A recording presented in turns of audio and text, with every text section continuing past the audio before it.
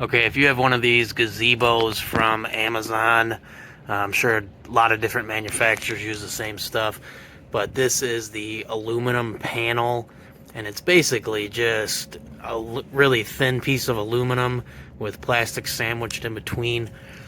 But what happens over time and the sun hitting this and heating it up, there's nothing to support this edge here, so this panel ends up bowing, and then it falls out of the track because there's no support there. So what I've made is a metal channel that slips onto the end of the panel and supports it. So if anyone's interested, send me a message. I can make and send some of these out to you guys. The final one will be powder coated black, so shoot me a message.